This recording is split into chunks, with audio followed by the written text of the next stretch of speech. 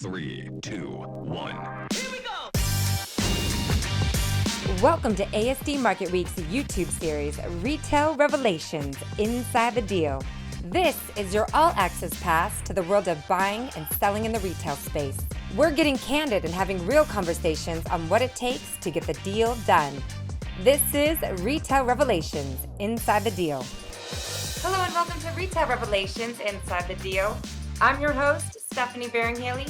And today we're going to get a little playful because we're talking to the voice of the toy industry, James Zahn, editor-in-chief of the Toy Book. James, welcome to the show. Thank you for having me. Excited to dig in and talk a little shop with you and for all of your listeners. So I've been stalking you for 2 years, and I was like, James is the voice to be reckoning with, and I want him on this show so he could spread the gospel on everything. So really appreciate you taking the time. I know it's always busy for you. That's true. We're going into the holiday season, and with what we do, we sort of straddle both the trade and the consumer side, and there's 8 of us on staff that do TV. So right now we're in the midst of doing it all, where we're talking about the big moments on the business side of things, but then we're also out there showing families what the latest and greatest is for all of the kids on their shopping lists. Which is code for you have to watch this whole thing for the hottest items you should be looking at as a parent going into the Christmas season. So, James, start us off. How did you get into this industry and land where you are today? I don't know that we have enough time on this show to talk about that. It's very non-linear. I always say that my career path is extremely non-linear, and I've been in business longer than most people think. This year marks 33 years. Oh, wow. So I got into media first and sort of trial by fire back in the early 90s, where sort of pre-YouTube, we did cable access. And a lot of folks now don't even know what cable access was, or still is. It still exists. But I did 40 episodes of a cable access show that I shot, directed, edited, wrote the sketches, learned how to use all the gear at the local cable place, and really wanted. I was a kid. I was a teenager, but I wanted to get real guests on my show, and it basically set me on this path of building a career on doing things that people say you're not supposed to be able to do. And at the time that I was doing this, and I'll preface this by saying I live in the Chicago area, and I have most of my life, except for some years where I lived in Davenport, Iowa. And Davenport, Iowa is where I started my cable show. And it came down to wanting bands on the show. So I would take a CD booklet, look at it. Okay. Oh, Reprise Records. It's part of Warner Brothers. All right. Okay. They're in California. Pick up the phone, dial 411. Give me the number for Warner Brothers. And they'd give me the number, and I'd call, and I'd get to point A, and they'd connect me to point B and all of that. So I ended up booking at age 15 the band Faith No More, who was coming off a pretty big hit with their album The Real Thing. They had a song called Epic that had them on Saturday Night Live and all of these big shows, and they toured with Guns N' Roses and Metallica. And they had a new album out in 92 called Angel Dust, and they surprisingly said yes. And they did my show. They came to Davenport and they did my show, and that opened the door for me to get other bands, including up and comers at the time, one of which was Stone Temple Pilots on their first tour. And then I had Megadeth and White Zombie, and it snowballed. But at the same time, I was doing other things because I was in school. I was vice president of my class. I had a part-time job at the grocery store.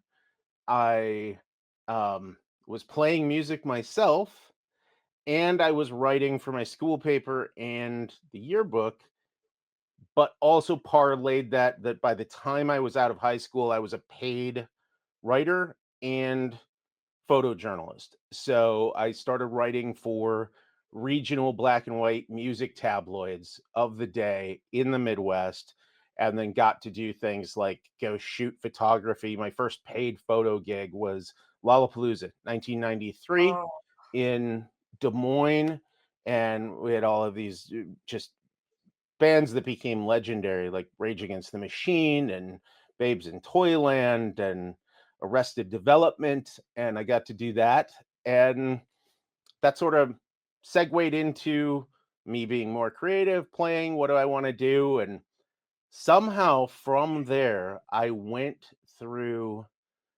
eras of big business. I worked for Walmart and then I worked for Kmart. A headhunter got me. So I was out in the field with Walmart, and then the headhunter showed up and offered me almost double my salary to join Kmart as one of the people that would go into their management program, but ultimately end up building supercenter stores and going to set them up and retrain people. So I learned a lot about retail in the 90s. My first holiday season was Tickle Me Elmo, oh, and 96, and then I got to travel the Midwest setting up these big stores and learning about consumer insights, and from there you start learning about licensing and supply chain and merchandising and all of the things that go with it. But at the same time I still wanted to be creative, and I think most people that are in bands or they're actors or maybe filmmakers, they're doing something else at the time, or they're going to school, which I did that too. um, they're they're always creating, but creating isn't necessarily always going to pay the bills. mhm. So they've got that solid foundation. So as I was building the solid foundation on the business side over here, it was allowing me to go on these side quests over here and build strength in these other creative areas. So through this strange nonlinear area, I ended up I've written comic books, I've written screenplays, I've had an agent and been an actor in television and film. I've done commercials, I've directed and edited music videos. Um, I've worked on the licensing side of things, I've worked on the retail side of things. I was director of new media development for Fangoria and Starlog magazines for a couple years. So I had this whole publishing thing happen. And then what intersects with all of that? Somehow toys, Nice. because toys are connected to all of those facets of business. And there's this obsession that clicked in when I was working on the retail side about it's almost like a big social experiment. Every store has its own insights and kind of feels like the center of its own universe. People come there, they leave, but they always return if you've done a good job, of course. Yeah. And um, seeing how those trends work out, and that at the end of the day there's this one element that all of these positions, all of these industries across entertainment, media, consumer products, all of them have in common, and that's at the end of the day you're really contributing to putting a smile on somebody's face. And no matter where you are in that line of things, that chain, you're contributing to their overall happiness, maybe their well-being, and you're telling a story in some way. And I think that's what really clicked with me. And then just as then I became a parent, and sort of gained this nickname, the Rock Father, because I was doing all the things and had the kids, and I'm from Chicago too, so it's a little bit gangster, a little bit daddy, and that opened up a whole new world where I started dealing more and more with toys. I was consulting for different toy makers, and a lot of people didn't even realize that as I was starting to build the toy journalism side of things. And through building my own platforms and then working for other companies as a hired gun, eventually I ended up on the radar of the company that I'm part of now, which is Adventure Media and Events. And that umbrella company has a lot of things under it. One of which is the Toy Book, which has been around since 1984 as Mhm. the trade for the North American toy industry. And then we have our consumer arm, which is the Toy Insider, which is 20 years old now. The Pop Insider, which is a publication for the 18 and up. Um, some people say crowd now. I know it's a divisive term, but it was sort of doing that before the buzzword kicked in. And then we do live events too. So we have our hands in a lot of different things. And I've been part of the team at Adventure Media now in some capacity for 9 years. It's almost like you built your own educational track, right? Because you had a passion for a particular field and you let it take you into different opportunity and you weren't afraid to work for it, which I love. You wore different hats and you learned the skill set and it all applies to your quest and your passion for toys and music and everything and the creative, which I love. That's true. It really is a bit of a relentless quest for self-guided learning, and I'm learning every day. And every time I get in a group of creative people, like this past weekend, as we're recording this, this past weekend is coming off of the Chicago Toy and Game Fair, and also the Taggy Awards, which are for innovation. And you get in these rooms with these creative people, and then you spin that energy out into something else. So let's dig into this because I think there's a power of play and you spoke about it. Entertainment plays a very heavy role within the toy world. And I've been talking to my kids. I'm like, "Hey guys, what kind of blockbusters do you want to see for Thanksgiving?" And right now there just doesn't seem to be a lot that appeals for them and they're 10 and 12, right? So they're specifically Okay. looking for certain things, but I always look at it because whatever they want to watch in the movie theater, please believe I want to go shopping afterwards, buy the gifts and then put it underneath the Christmas tree. So tell me about the importance of having entertainment parlay into the success of toys. So this year had been a little bit of a return, I think, to some blockbuster entertainment, where earlier in the year we had James Gunn's Superman, which did well at the box office and fueled some toy development. I mean, Spin Master had a big line of stuff. Mattel had some. McFarlane had some. That one did okay. Jurassic World, which is now an evergreen brand, when even in a non-movie year, but they did have a movie this year. Of course, the big story of this year is the one with no product, which is K-pop Demon Hunters. Which, are your kids into that yet? No, but all their friends are, and it's so funny because I just saw the headliners that Mattel is going to partner with them, but it's going to be a year from now, right? That they can actually produce and push out the toys, or what does that look like? So they did sort of a almost an unheard of co-licensing agreement where Mattel and Hasbro are co-master toy partners for that brand. And you're right, it's going to be about a year. So the first set of, and there's different tiers too. You go all the way from babies and preschool all the way up to the adults. Mattel's going after the adults right out of the gate with a 3-pack. It's the group. It's a 3-pack of dolls. It's $150. It's up for pre-order now on mattelcreations.com. That will ship next August, I think. Okay. Hasbro is gonna come out a little bit quicker. They've got a Monopoly, I believe it's the Monopoly deal game that should start shipping here before the holidays. Of course, different type of product. Something like that they can print in the US. A lot Mhm. of games, board games and things, if they don't have a lot of intricate components, they can actually do those here. So that's going to be on the way. Funko was first to jump on the brand, and they originally said that they'd have some Funko Pops and some other things probably January, February, but they've expedited it and they plan to have some at retail before the holiday season. But that was an interesting scenario where it was a property. Streaming properties are not immediately easily licensable because you have to prove that there's an audience.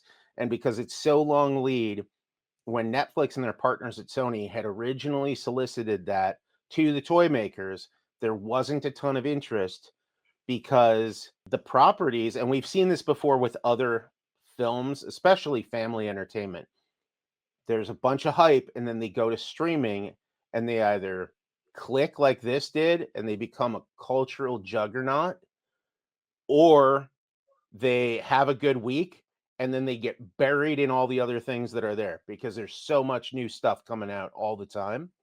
So this reminds me a lot, actually, and I wish somebody would have done this, but it reminds me a lot about when the original Star Wars movie came out in 1977, Oh and yeah. they didn't have toys. The movie came out in May. There was no way they could get, because the same thing happened. Everybody passed on it, and then it comes out. It's a big deal. Kenner makes the deal. They can't get the toys, so they sell an empty box. They sold families an empty box called the early bird kit that they put under Christmas trees, and it was the flat box, and it said, "Yep, next year you're going to get these characters in the mail. We're going to mail them to you as soon as the factory is done." And I kind of wish somebody had done that, Yeah. um, but this season, though, there are some big toyetic moments, like Wicked for Good is Oh coming out, yeah. and Mattel has some beautiful dolls, and just about everybody else is involved in that in some way. One of the more unique items I've seen is there's a brand called E-Kids that makes little electronic things, usually like walkie-talkies and headphones. They did a Glinda's Vanity that you open it up and it plays music and stuff. Oh, It's pretty fun. cool. Um, so there's different. I like seeing some different creative things that go beyond the traditional dolls and into the role play a little bit. So you've got that coming up. Zootopia 2 is coming out around Thanksgiving, and Jack's Pacific's going to have some product for that. And then Five Nights at Freddy's 2, which skews a little bit older into the tween teen, but Jazzwares has an incredible line of new action figures and things that go along with Five Nights at Freddy's that I think are going to do very, very well. Um, so there's still some big tentpole moments in the next few weeks of the year that should ultimately drive folks back to the stores. And we should also mention just streaming television too, like Stranger Mhm. Things. Stranger Things 5 is coming out, and that's got a lot of retail presentations right now. Particularly Target has gone big on Stranger Things, and Jazzwares again, coincidentally, has a line of Stranger Things toys that have come out pretty recently, action figures and vehicles and stuff that capture some of that 80s vibe, but with a modern flair. So it's exciting to see. And now that we're starting to come back into these good product cycles, like next year Disney's going to have just a huge year because they have a new Star Wars movie. There's the live action Moana coming, all of these things in the pipeline. Um, I think that it's just good to have it, and the at the end of the day, it's like the product itself has to reflect accurately what's on screen, but what's on screen has to genuinely be good at this Yes. point. And I think we've reached the point where you can't just slap a franchise name on it and put it in theaters and expect people to eat it and take it. It's got to be really good. Um, and the toy makers are gearing up for it. I've seen a lot of the toys that are going to be coming out within the next 12 to 18 months, and I think that there's reason to be excited. Well, you brought up an interesting point. So my husband, he's a collector, and I call him. I'll go to the porch, right? I'm like, ooh, maybe Amazon came, and I'm so excited for like my clothes and stuff. It's one of his packages. Well, he's still getting packages from a year ago or 2 year ago because I guess he had to pre-order, and a lot of the toys that he lends into are again collector's editions, wrestling, WWE stuff, AEW, and it's he loves it. He doesn't care that he has to wait that long, and he almost forgets that he ordered it, and then it comes to the door and he is a little kid.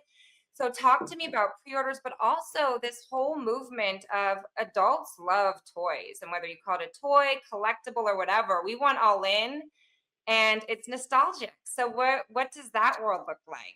So we've definitely crossed over into a new realm of everything. The adult collector, the adult enthusiast, they have always existed. And I think that's a key factor that gets lost a lot of time when, say, like mainstream media outlets that don't necessarily cover toys and entertainment that much per se. They jump on the headlines of, oh, all these grown-ups are buying toys for themselves now, and it's just seems like something to latch onto.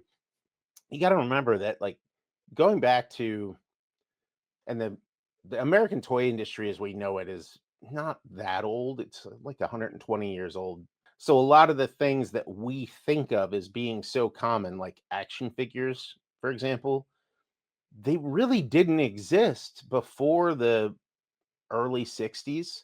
A lot of people think G.I. Joe would be like the first action figure. So there's definitely an era where kids grew up on that. I think history is going to tell us that there is something that maybe from the 70s into the mid 2000s, I think he's going to be looked at as like the action figure generation because those kids didn't, at the early side of that, they didn't have that previously. It was a very new thing. And then it was this whole couple generations of people that grew up with it and embraced it. And now they want to re experience that. But the new kids of today are not as much into that as the previous generations. So it's kind of going on a downward curve to where, again, on the Star Wars thing, for example, when Kenner released those original figures, which were on the market from 78 to 85, you could go into any mass retailer and most specialty shops and find a huge selection with dozens of characters, and they would have extensive stock. I mean, so one store might have 400 action figures for that line in stock on shelf at a given time.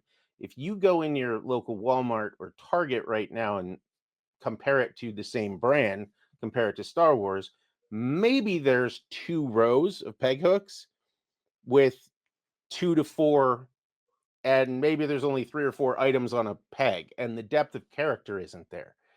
And part of that is because when those movies came out, the only way you could experience that at home was to buy the toy. And you had to go by memory because most people didn't even have VCRs and things. So all of the kids through that era, that late 70s and early 80s, they were going by what they remembered and they were building those adventures on their own. And now everything is immediate. So they see the movie, they go buy the toy, but then they have almost immediate access to that film again. And it starts to, in my eyes, take away a little bit of the creativity. Mhm. Whereas the kids 30, 40, 50 years ago, because they were working from memory, were creating their own adventures and creating their own backstories, their own lore for these characters. Now it's all out there and it's given to them. So we sell fewer of that category than back then, but more of other things because there's more SKUs out there and more little doodads and fidgets and all of the different sidebar items, ancillary stuff. But at the same time, the adults now that played with those action figures years ago, which I'm going to assume your husband probably played with wrestling figures as a young boy. Oh, yeah, that and Ghostbusters. He loved all the stuff. Yes. So Hasbro has Ghostbusters again. Mhm.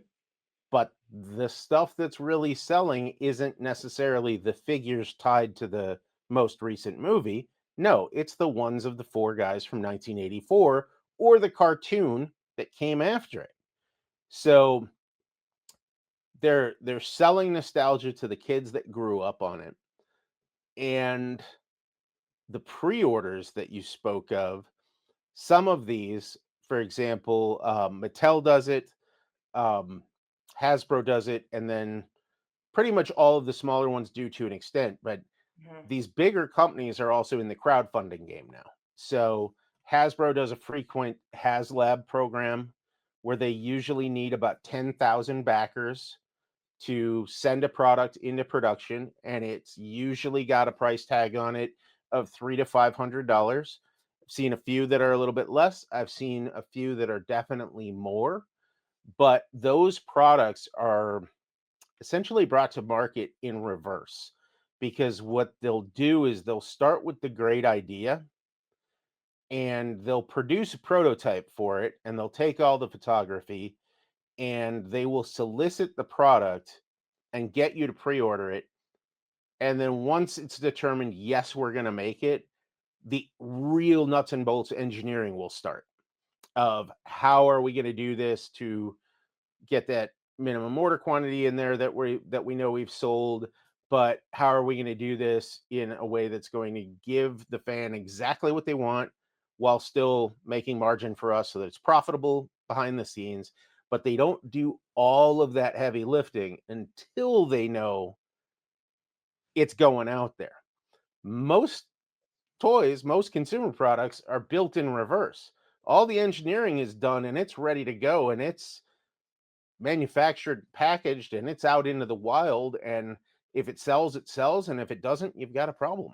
It's so interesting because I live near Burbank, right? And Burbank is a Hmm. great vintage street, and there's a store called Blast from the Past.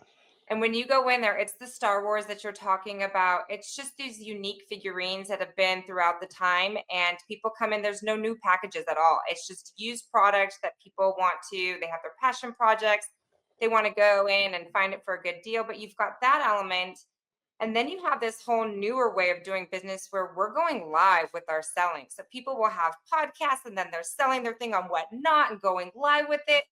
So has that created some extra excitement for the toy industry, or is that kind of fearful? How do you feel about tech and going live? So going live is great. And really, all it is evolution. Mhm. Going live on TikTok Shop or whatnot or whatever, how is that any different than QVC or home shopping That's right. channel? It's not.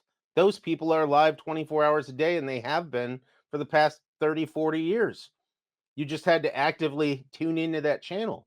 Now you're going to do it, but you're going to do it on your phone and you're going to seek it out. I think to an extent, even before those platforms kicked off, tech savvy people were already kind of figuring that out on their own, where they just were taking even a few years ago, like Facebook Marketplace. Mhm. And then I started seeing a lot of mom and pop toy stores that were jumping on Facebook Live, which wasn't necessarily a selling platform, but saying, hey, here's the top 5 items that we got into the store this week. Check these out. Aren't they cool? People would go there, or maybe they'd get some phone calls and some emails. And then now it's been corporatized. Everybody's got their platform and it's a genuine platform and they grow it. I think there's exciting developments in that place. I've seen some things like the folks at Walmart, for example. Walmart Marketplace does a really great job and they do live streaming. And I just saw those folks at New York Comic Con last month and they had a full live stream studio set up. And right across, this is also another interesting thing where retail and toys and fandom and pop culture all collide. I said that New York Comic Con this year felt like the industry had officially turned the corner where it's turning passion into profit, because when you used to go to a pop culture event like San Diego Comic Con or New York or Fan Expo or whatever, you knew you were going to kind of see those few marquee exhibitors and then a lot of small mom and pop sellers that bought booth space and were in there for the weekend. But at New York, so we've got this gigantic Walmart experience inside with the live streaming, and then outside in the not quite the parking lot, but um, they had an activation area that was still part of the inside area of the convention, but without going through the gates again, type of deal. There was a whole Walmart delivers thing out there that was tied into that ad campaign that they have going on right now with Walton Goggins. It's like the Who Knew. They were doing that outside where they had a big Walmart delivery truck, and it was like, well, who knew that Walmart carried this pop culture item or that toy or that video game? And they were showing that, but they weren't the only players in the building. Walk 50 feet the other way, eBay had a gigantic area with an Airstream trailer and they're broadcasting. And then You go another 10 aisles back the other way, there's the folks at Whatnot. And they had not only live streaming, they had a stage. So they had celebrity guests trotting in and out of there. So it's all colliding, and all of these passions are coming together, and people are celebrating the stuff that they think is cool that they like to buy. And it's layering in new ways for people to experience, for new ways for people to buy, new ways for people to sell, in some cases trade. Um, it it's a whole new thing that is developed, I think, very quickly. Activations are key. Whenever I go to an event, that's the first place that you have my attention. I want to experience it. It gives me an element of joy and memory. So it has all the feels and it brings whatever that product is to life for me. So all of a sudden now it has more meaning. So I always encourage anybody who's going into the circuits, especially within the trade show world, don't do an old booth. Like get going, make it fun and interactive, have those demos, do an activation, make sure that people feel like they want to come talk to you. So that's huge. I love Comic-Con too. You never know what you're gonna find when you're there. So it's always a good time. No, and we did so one of our other verticals, the Pop Insider that I mentioned earlier, we actually do a big booth at Comic-Con for that, at New York Comic Con, because we release every October a pop culture themed holiday gift guide, which we do two gift guides. The biggest one we're known for is the Toy Insider Holiday Gift Guide, which 20 years old, and that's geared toward all of the younger kids and the more like family friendly stuff.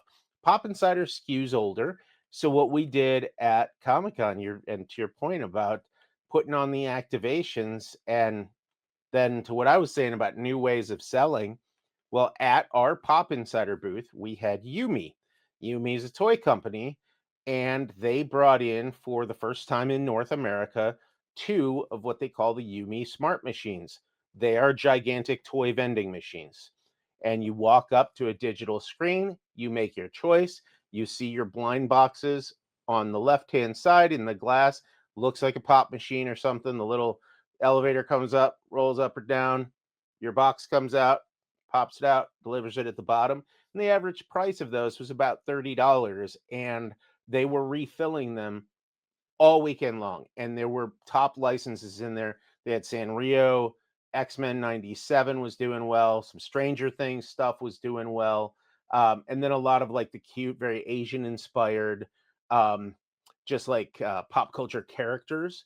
So those were there. But then in another corner of our booth, we had License to Play came in with the folks from Teddy Bears, and they had a collaboration, a licensing collaboration with one of my favorite brands, Liquid Death, the water company, and they brought in 250 Liquid Death murder bears, which were Oh, adorable teddy bears, each holding a plush can of Liquid Death, and you'd buy it at the Comic Con there. So they had a rep selling it from the booth.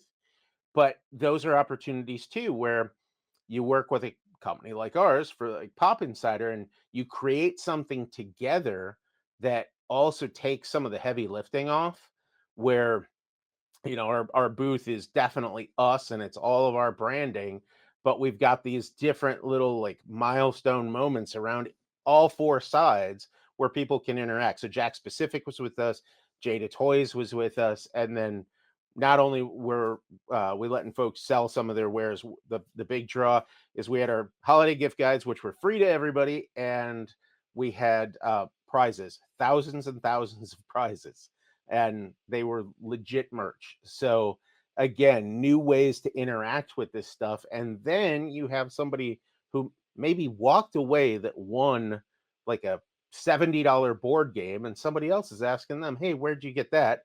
And then maybe they're going to go buy it. so good. And you know what you just said too. Don't be afraid of technology. Technology is your friend, whether you're from a business standpoint or I'm going to tie it in with the kids side. So my kids during COVID, Toys R Us went under, and we just had to teach them how to play. And it's been really hard because we compete with electronics, whether it's the video games, which has been around for a while, but now you've got Roblox and you've got iPads and all of that. So I'll tell them, go outside. There's a big box. Make that box into a hotel. Throw some toys in there. But I forget that because of technology, they also want to have the iPad because they want to film it now and do a movie or do something a little bit more elevated. Whereas when I was a kid, I didn't have that opportunity to do it. So, how do parents compete in this heavy world of technology where they allow a little bit of it in, but also allow the kids to use their imagination and play? I think the main thing with technology is that it always has to be looked at carefully Mhm. and it has to be absorbed. You have to really understand it to the best of your ability because, and we see this with AI right now, there's so much AI pushback, but anybody in business knows that it's out there now. It's not going away. You have to learn to either use it as a tool in some capacity in your business, um, or you're going to put it to a side and someone else is going to figure out a way to do it. And if we look at this in the realm of toys, and I love toy history and I love knowing about what's come before. And one of the wonderful things is when I go visit our office in New York, we have not only the 42, well, we're going on 42 now, 42 years of toy book archives that exist in the New York office. We also have some archives from sister publications, some of which don't exist anymore, but that go back a little bit further. And you can see that there's these moments that in the early 80s, for example, oh, video games are going to kill play. Well, if we went from the 80s, if we spun it back to the 50s, 60s, TV was going to kill play. Huh. And I'm pretty sure before that, the radio was somehow going to kill play too. Just like all of these things, video killed the radio star, MTV. Um, every new thing that comes out, somebody is like, "Oh my god, it's the end of times. It's going to ruin our business. It's going to do this, do that." And then you find out, no, that stuff still exists and it's going to keep going. People are still buying records, but records were supposedly dead by the 90s. So, yeah, I see. Is that a Victrola behind you?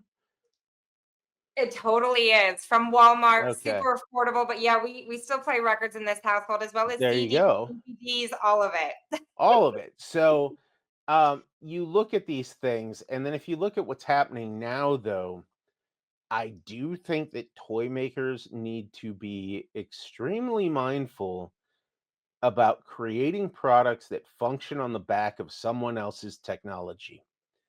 And the analogy that I've been using for a while now, going back to probably 15 to 20 years when the first app enabled toys came out, because that was a thing too. I forgot what year the first iPhone came out, but as soon as iPhone came out and people started realizing that you could add an element of play to that, they started doing things like make a plush bear, but you slide the iPhone in their face, and with the app that it emotes and all of that. Great for right then, because the iPhone has an expiration date. So that was a concern. And what I had said at the time, and it still holds true right now, is if I picked up a Teddy Ruxpin, which came out 40 years ago this year, and it provided he wasn't broken, if I put fresh batteries in and I popped a tape in, he's going to work. He's going Yeah, to tell me a story. He's going to move his mouth. It's self contained. It is a fully functional, well thought product that works on its own. What we have now is people trying to make plushies or toy robots or whatever that are connected to the cloud that maybe in some cases now are running off of an LLM or something like a chat GPT type scenario, which I really started seeing an uptick in back in 2023. And the first wave of those toys, I would say it was a colossal failure. There were several of them, and we're only 2 years away from that. And most of them people don't even remember existed. But countless hours, countless millions of dollars were spent developing, producing, selling product that ultimately is probably in the garbage somewhere. Yep. because these toys do not have a shelf life, and I fear that they will not become timeless. And that is something that I think toy developers just have to be mindful of. And I think that some are, but I also think that some are just chasing what is the newest thing? How can we put as much tech into it as possible? And how can we get it out there as fast as possible? Not considering what is the lifespan of this product 5 years from now.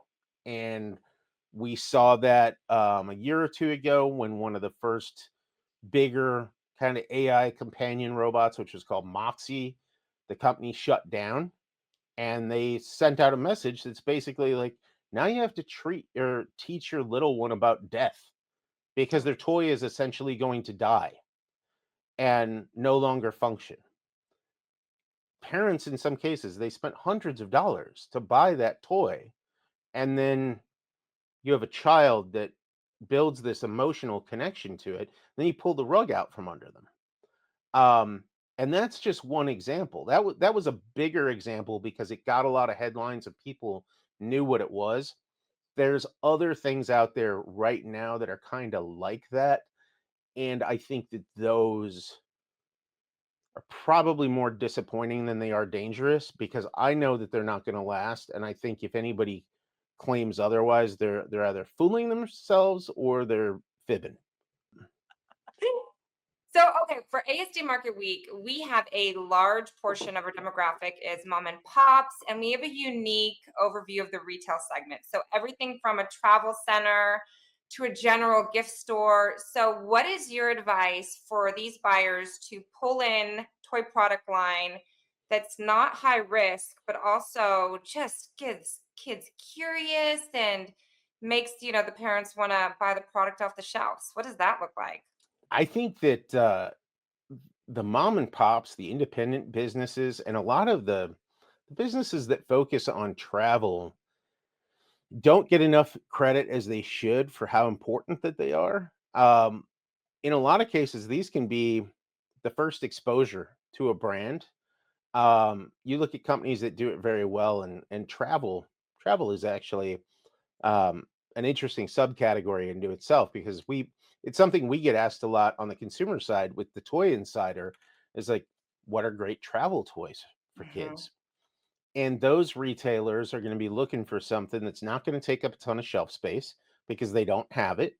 They're going to look for something that might go easily on a little rack or a display. Maybe they're getting like a PDQ sidekick or something like that. So it's going to automatically reduce the quantity of stuff that's going to make sense for them, but they can very easily look into products that are going to give a lot of bang for their buck. And there's been a conscious uptick on that, I think a little bit since the pandemic, Mhm. where companies are trying to pack more into toys that are in that 10, 15, $20 price range. And we've seen a lot of success with that on the smaller stuff, like think like MGA's Miniverse, and it's a direct competitor, but like a Zuru, like a Five Surprise type of things, the toys that come in the balls. And then we've seen other companies in different categories replicate that, where now I've seen like little radio controlled cars that come in a little ball like that, or maybe it's a mystery package too that you don't know what color you're going to get. And those work very well for gas stations, travel centers, smaller stores. They also come in shippers. I've seen a lot of companies getting creative with how they're putting together the merchandising shippers for those too, where some of them will have the little screen built into it that's going to show a little commercial so that the parent or the child they know what they're going to get right off the bat, and it's something that doesn't cost the manufacturer a ton, but it is of tremendous value to the retailer because it's demoing the product for them. You want to look at some companies too that really embrace the specialty retail side of the market. Thai would be an example of that, like the Beanie Babies, and this year Beanie Boos are a really hot item. I see those at a lot of travel centers and gas stations and gift shops, all this, because they do have those nice little spinner racks. You can order them pre-filled.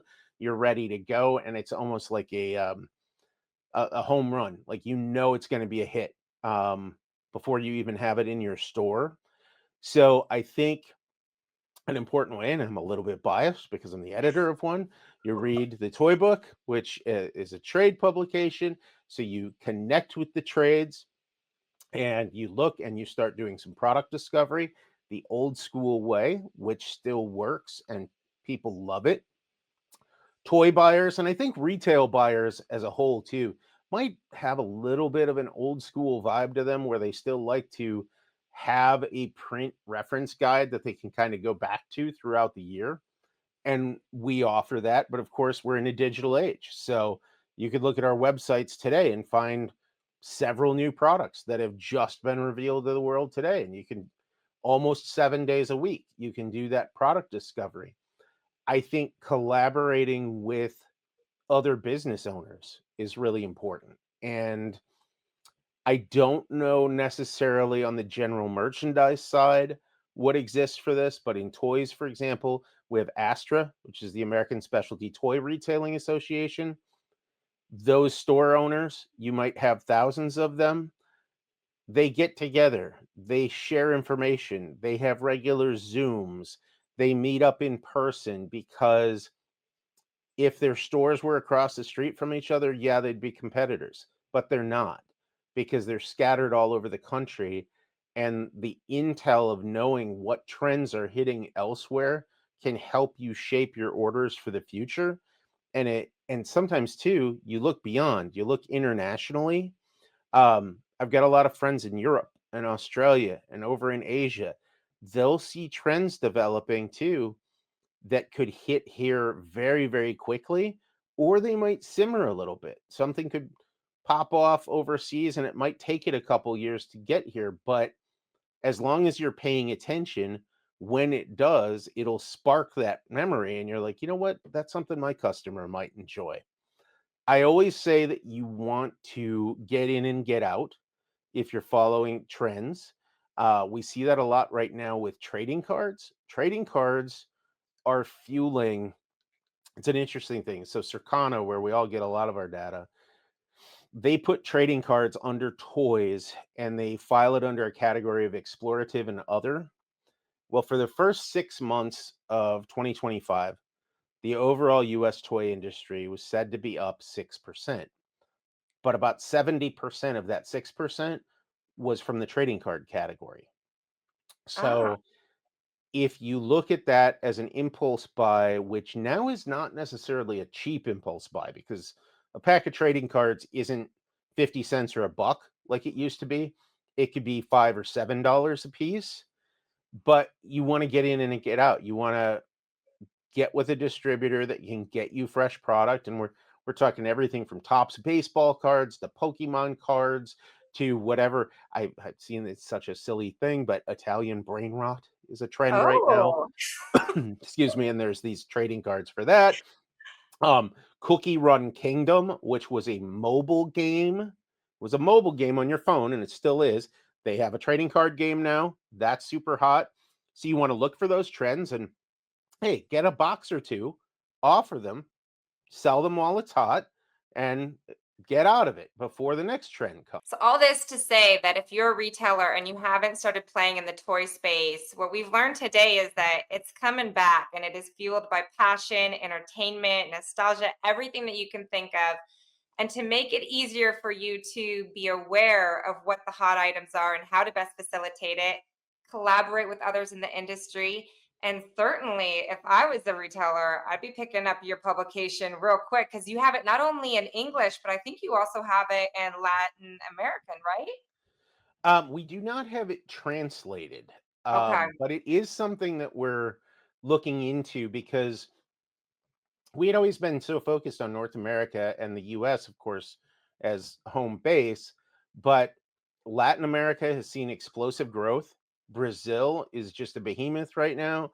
Mexico is as well. Kind of fortunate for us. A lot of those folks, they do speak other languages, but they do read English. So they've been digging into our publication. So twice a year, when we do our stat shot features in the toy book, we'll take it beyond the US and Canada and we'll work in some other countries. Our January issue, for example, is even bigger. That's our international issue. So it gets distribution at Spielwarenmesse, which is the world's largest toy fair in Nuremberg, Germany. Oh, And that issue will be there. And then our biggest issue of the year is, we call it the Big Toy Book, debuts at Toy Fair New York, which is back to its February space this year. So February 14th, 2026, we will debut a new issue of the Big Toy Book. And that used to be what folks in the industry would call the Bible. And the first one debuted at the time, they didn't just say North American or they didn't say Toy Fair New York. They said the North American International Toy Fair. And February 1985 is where the first issue of the toy book debuted in print. So for volume 42, issue number 1, we'll be back at Toy Fair New York for that. We theme our issues. We do one around licensing expo. So we do licensing and entertainment issue. We do a specialty toys and gifts issue, which debuts at Astra Marketplace and Academy.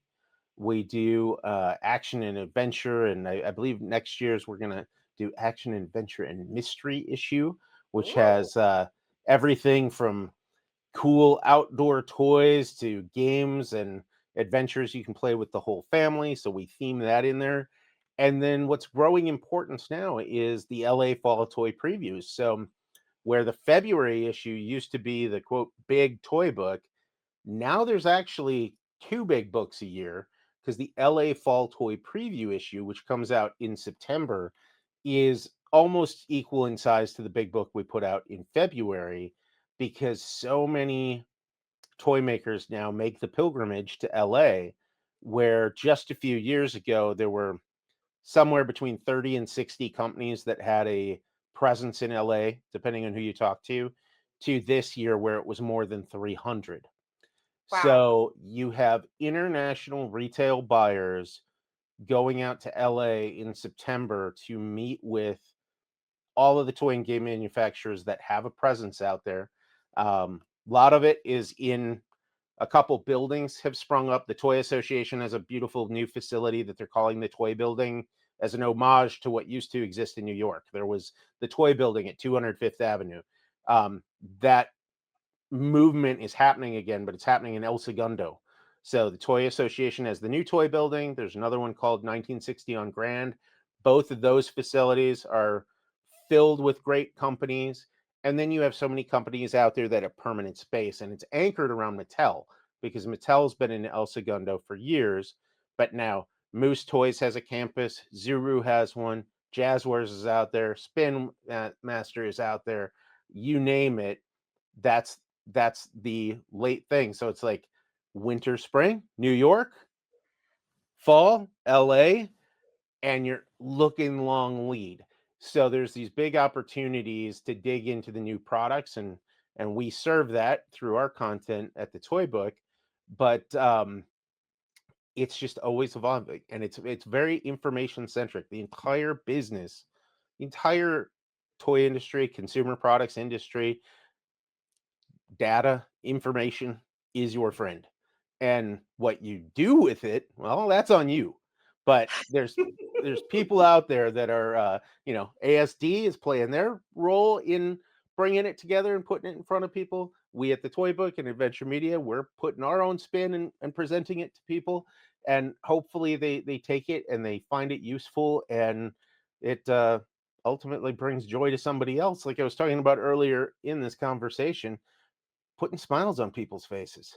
Because whether you're selling the product or you're stocking the product or you're designing the product, at the end of the day, what do you want? You want it in somebody's hand, and you want them to be enjoying it, whether it's a toy for a kid or the latest piece of decor that's going to make your home look beautiful. Putting smiles on everyone's face. We need more of that in this world. And I am very grateful that you decided to join us on this episode that's very specific to the toy industry. James, thank you so much. I will put down below all the links because if you're not following him on LinkedIn, you definitely need to. And then subscribe, check out the toy book. It's going to be worth it.